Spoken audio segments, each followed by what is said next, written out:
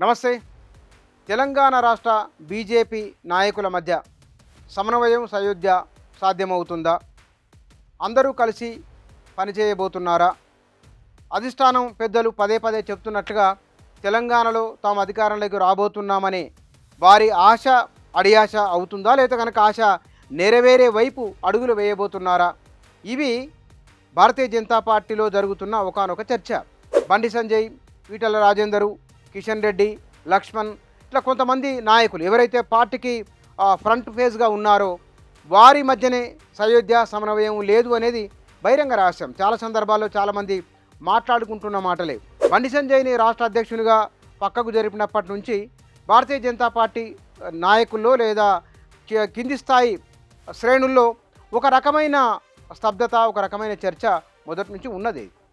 అయితే కాలం గడుస్తున్న కొద్దీ పార్టీ నాయకుల మధ్య సమన్వయం పెరుగుతుందని, వీరు పరస్పరం సహకరించుకొని పార్టీని అధికారంలోకి తీసుకొని వస్తారని ఒక భావన కొంతమందిలో ఉన్నది.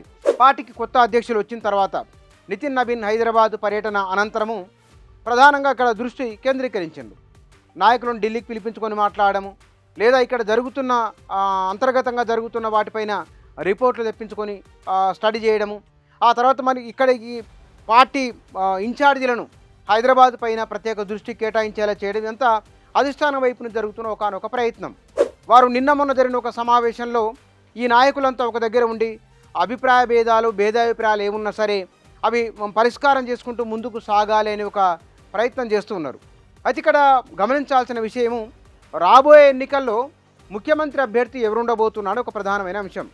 రాష్ట్ర పార్టీ అధ్యక్షునిగా ఈటెల రాజేందర్ ఉండబోతున్న ఒక చర్చ ముందు జరిగింది. ఆ తర్వాత రామచంద్రరావు తెరపైకి రావటం.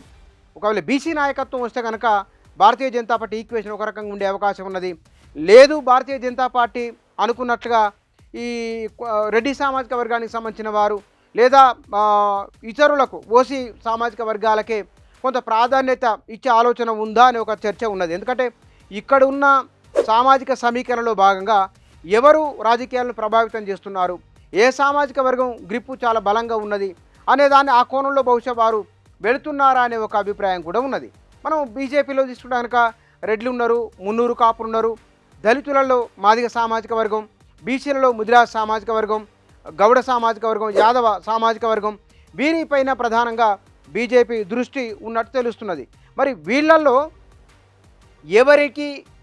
ఎవరిని ఏ సామాజిక వర్గ వారిని ముఖ్యమంత్రి అభ్యర్థిగా వాళ్ళు ఫోకస్ చేయబోతున్నారు, ఒకవేళ పార్టీ రాష్ట్ర అధ్యక్షులు వచ్చే ఎన్నికల నాటికి ఎవరికి అవకాశం ఇవ్వబోతున్నారు, ఇవి చాలా కీలకం కాబోతున్నాయి. కాబట్టి ఇప్పటికైతే ముందు ఈ నాయకుల మధ్య ఒక సమన్వయం ఉంటే కనుక రాష్ట్ర ప్రభుత్వాన్ని ప్రజా సమస్యల విషయంలో ఒక నిర్దిష్టమైన కార్యక్రమాన్ని తీసుకొని ఓ ఎజెండా సెట్ చేసే విధంగా రాజకీయాలను తమ చుట్టూ తిప్పుకునే విధంగా చేయగలగాలి. అవి చేయగలిగినప్పుడే భారతీయ జనతా పార్టీకి ఇక్కడ ఒక ఆశ లేదా కనుక ఒక నమ్మకం వస్తుంది. ఎమ్మెల్యేలు, ఎంపీలు ఇన్ని వస్తాయని బహుశా ఎవరు ఊహించలేదు. వారి ఊహకు అందని విధంగా ఎమ్మెల్యే స్థానాలు, ఎంపీ స్థానాలు వచ్చినాయి. కాబట్టి త్వరలో జరగబోతున్న జిహెచ్ఎంసీ ఎన్నికలు, ఆ తర్వాత జరగబోయే అసెంబ్లీ ఎన్నికలు, ఇక్కడ నుంచి వారు సీరియస్గా కార్యక్రమాన్ని తీసుకుంటే తప్ప వారి అంచనాను రీచ్ అయ్యే అవకాశం లేదు. ఇదే సందర్భంలో భారతీయ జనతా పార్టీ కంటే బీఆర్ఎస్ రాష్ట్ర రాజకీయాల్లో చాలా యాక్టివ్ అయింది. కాంగ్రెస్ పార్టీ 2.5 ఏళ్ల కాలంలో వారు ఇచ్చిన హామీల అమలు విషయంలో అది తన పనితీరు ఏ విధంగా ఉన్నదో ప్రజలకు తెలుస్తూనే ఉంది, దాని అనుభవంలో ఉన్నది. ఈ గ్యాప్ను ఫిలప్ చేసుకున్నది బీఆర్ఎస్. ఏ మాట కామాట ప్రజల్లో బీఆర్ఎస్ పాపులారిటీ పెరుగుతున్నది. భారతీయ జనతా పార్టీ ప్రజల అంచనాలకు అనుగుణంగా పని చేయలేకపోతున్నది, వారి అంచనాను అందుకోలేకపోతున్నది. కాబట్టి ఈ అంచనాను అందుకోవాలంటే కాంగ్రెస్కు బీఆర్ఎస్కు వారిని ఓవర్కమ్ చేసే విధంగా ఒక కార్యాచరణ ఉండాలి. ఆ కార్యాచరణ ప్రజాక్షేత్రంలో ఉండాలి. ప్రజాక్షేత్రంలో ఉన్న నాయకుల మధ్య సమన్వయం కావాలి. ఆ సమన్వయం దగ్గరనే సమస్య వచ్చింది. ఆ సమన్వయాన్ని వారు ఎట్లా సాధించబోతున్నారనేది బీజేపీ ముందు అతిపెద్ద సవాలు. వారు కార్యక్రమాన్ని తీసుకొని వెళ్ళాలి. ఆ వెళుతూ ఇవాళ వాస్తవానికి విద్యారంగం విషయంలో జాతీయ స్థాయిలో ఒక చర్చ జరుగుతున్నది. విద్యారంగం విషయంలో వారి ఎజెండా ఏదో చెప్పాలి బీజేపీ నాయకులు, వ్యవసాయ రంగంలో వారి ఎజెండా ఏదో చెప్పాలి. కానీ భారతీయ జనతా పార్టీ మొత్తం జాతీయ స్థాయిలోనే అగ్రేరియన్ పైన వారి ప్రధాన ఎజెండాగా కనిపించట్లేదు. ఒక అంశంగా వ్యవసాయ రంగానికి రాయితీల విషయంలో, లేకపోతే కనుక రైతులకు రుణమాఫీ, లేకపోతే కనుక ఆర్థిక సాయం విషయంలో ఒక్కొక్క రాష్ట్రానికి ఒక్కొక్క విధంగా వారి ఆలోచన ఉన్నది. కిసాన్ యోజన విషయంలో దేశవ్యాప్తంగా ఒక విధానం ఉన్నప్పటికీ మిగతా విషయాలలో జాతీయ స్థాయిలో వ్యవసాయ రంగం విషయంలో వారు అనుకున్న స్థాయిలో వారి పర్ఫార్మెన్స్ లేదు. కేసీఆర్కు వ్యవసాయ విధానం లేదా రైతుల విషయంలో ఆయన పథకాలు ఏమిటో తెలుస్తూ, కాంగ్రెస్ పార్టీ రైతు భరోసా నరులెత్తు కనుక రైతు రుణమాఫీ చేసిన క్రెడిట్ తమేదని కాంగ్రెస్ పార్టీ చెప్పుకుంటున్నది.